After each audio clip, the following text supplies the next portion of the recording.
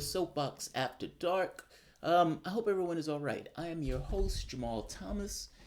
This is going to be somewhat of a grim episode, but I think from a tactical standpoint, I guess it makes sense.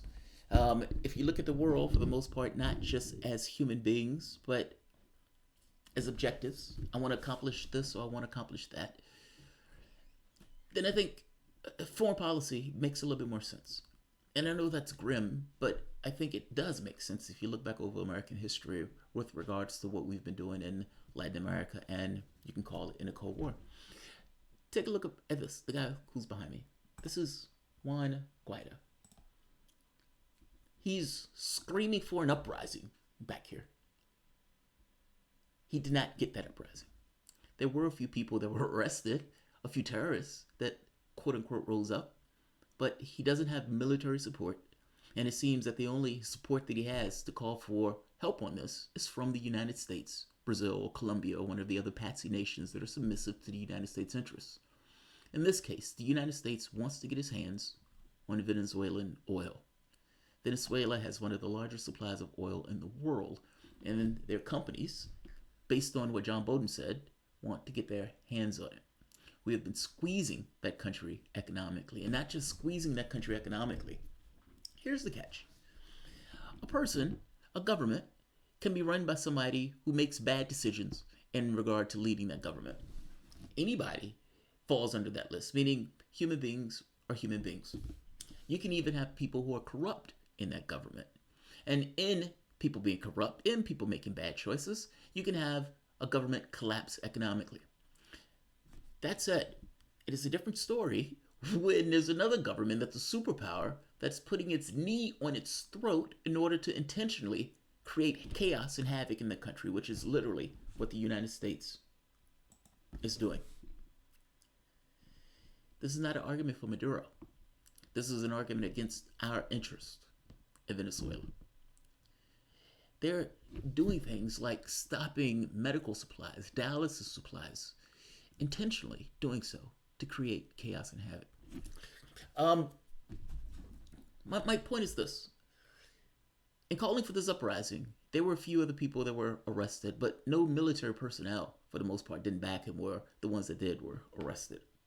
He's shot his load. Where do you go from here?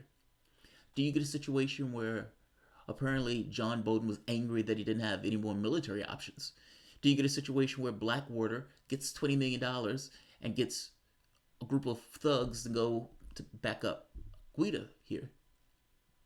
Or do you take the nuclear approach and have a CIA agent put a bullet in Guaido's head? Here's the thing. If Guaido was any other person in any other country, he would already be in prison. Do you know he snuck out of the country in order to meet with Pompeo and United States personnel? This wasn't reported on the front pages of the Associated Press. Canada also.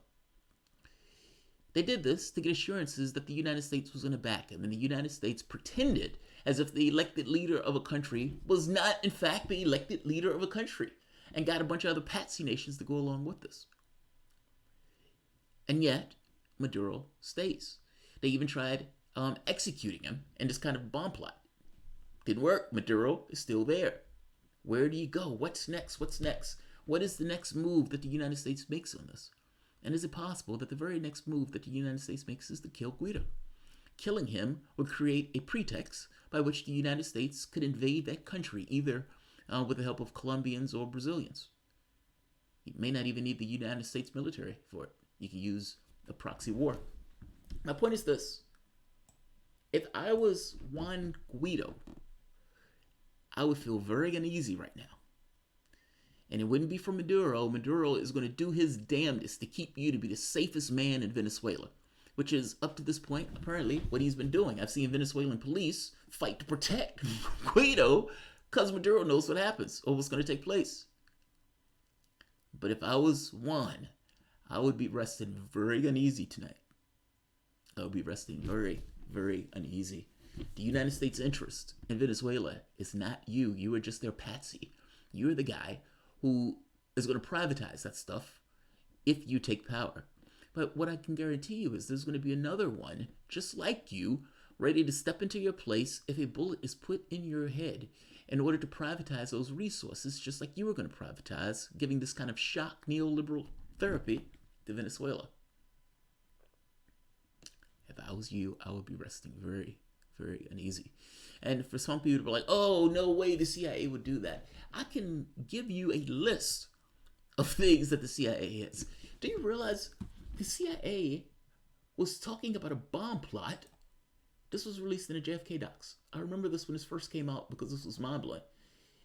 Not only had the CIA killing people in South American countries, going through propaganda campaigns for South American countries, not just South American countries, even in Eastern countries, talking about this Cold War with Russia, putting in dictators, installing strongmen, doing really grisly things, including trying to kill Castro.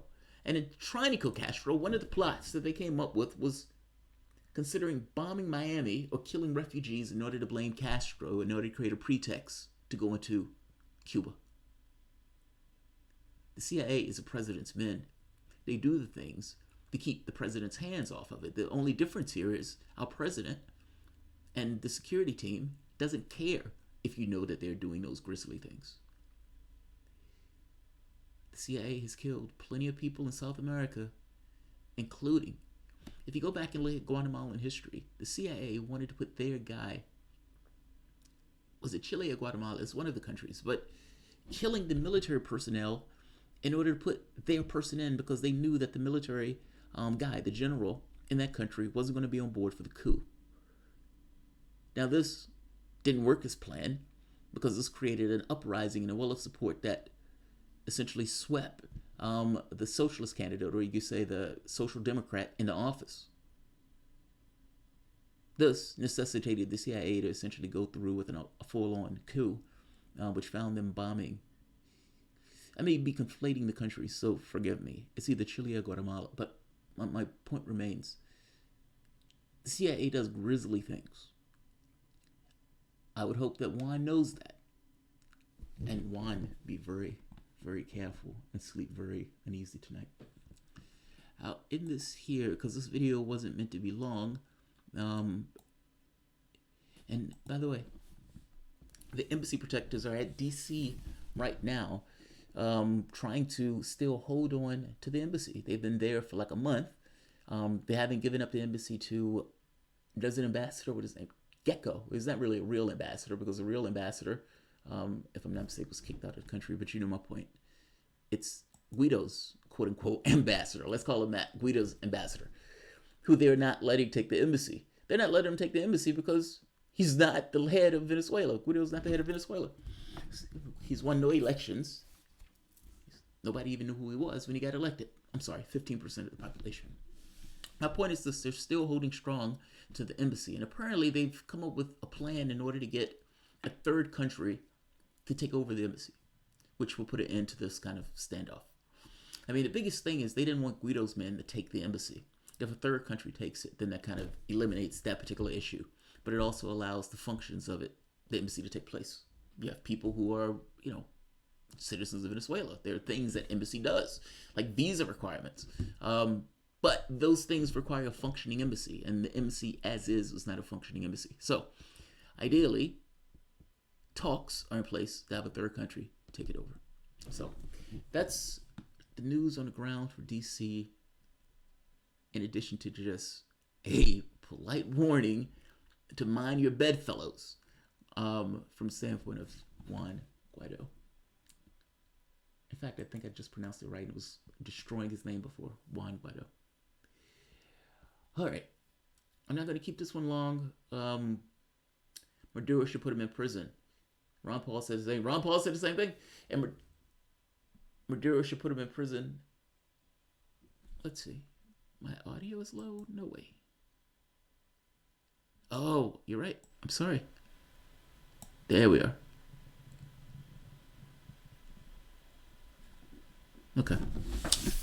Thank you, Dingo, my baby. So the court has taken off The argument about the United States is not as put sanctions or anything like that. That's nonsense. The fact that the fact that Juan Guaido is not in prison right now attests to the government of Venezuela not functioning as a normal government would. If it was a normal government, Guaido would be in prison. Can you think of anybody in the United States that would be working with a foreign government to take over the government of the United States and the United States put that person in prison? You cannot fathom anything of the such. No one could. So, yeah, all things being equal, if this was a normal situation, Guaido would be in prison. Guaido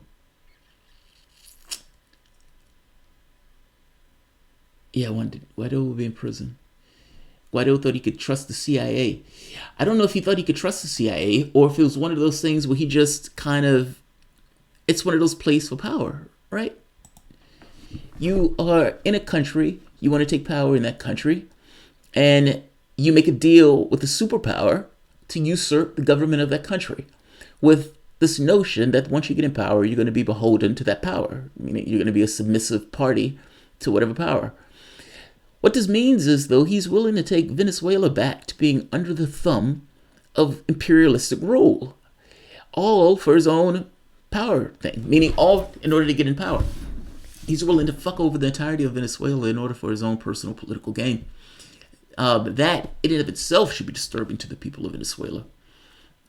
But up to this point, the military hasn't peeled off. And if the military is not going to peel off, and if the public is not going to abandon Maduro, then you have a problem on your hands. Where do you move from here? And if you're the United States and you're looking for a military option in which to move, you can't justify a military option. Hell, for that matter, Trump may not even be on board for a military option. But if you put a bullet in him, oh yeah. At that point, that's a red line. In fact, it's a red line that Trump is not going to have a choice but to step over, since he was the one that created that particular red line. There will be a provocation, and that provocation would draw in somewhat of a military reaction, and a military reaction that, for the most part, people may give a pass to. So that's my reasoning for saying that he needs to be careful. I agree with Ron Paul on this. I'll end this here. I have one or two other videos that I wanted to do. One was taking a little bit longer to come out with, but yeah, I'll end this here. All right, guys. If you enjoy the content, please feel free to share, like, subscribe. You can always support through PayPal, Patreon. Thanks all. And this.